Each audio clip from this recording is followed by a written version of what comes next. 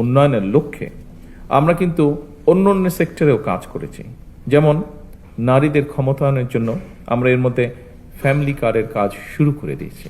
হতে পারে এই মুহূর্তে স্কেলটি ছোট, কিন্তু ধীরে ধীরে আমরা এটিকে ইনশাল্লাহ লক্ষ্যে নিয়ে যাব, আমাদের যে লক্ষ্য সেটিকে নিয়ে যাব।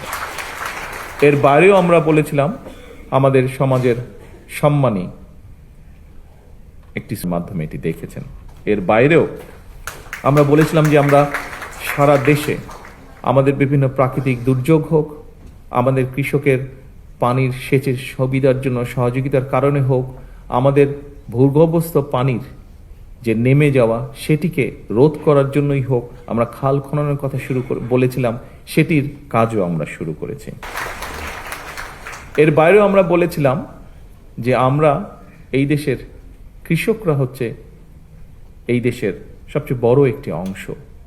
আমাদের প্রত্যেকেরই গ্রামে আত্মীয় স্বজন, পরিবার স্বজন আছেন এবং তাদের মধ্যে অনেকেই প্রত্যক্ষ পরোক্ষভাবে কৃষির সাথে জড়িত।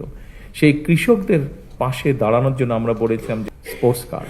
ঠিক একইভাবে কৃষকদের জন্য আমরা একটি কৃষক কার ইন্ট্রোডিউস করার কথা বলেছি, যেটির মাধ্যমে তাদের কাছে আমরা রাষ্ট্রের সহযোগিতা পৌঁছে দিতে চাই। ইনশাল্লাহ 14 এপ্রিলে টাঙ্গাইল থেকে এটির পাইলট প্রজেক্টের কাজ আমরা শুরু করতে যাচ্ছি। সম্মানিত উপস্থিতিবৃন্দ, এভাবেই আমরা দেশ এবং জনগণের জীবনযাত্রার মান উন্নয়নের কাজ শুরু করেছি, দেশকে এগিয়ে নেওয়া যাওয়ার কাজ আমরা শুরু করেছি এবং সেটিরই অংশ হিসাবে আজকে আমরা আমাদের বন্ধুদের হাতে ক্রীড়া কার্ড তুলে দিয়েছি।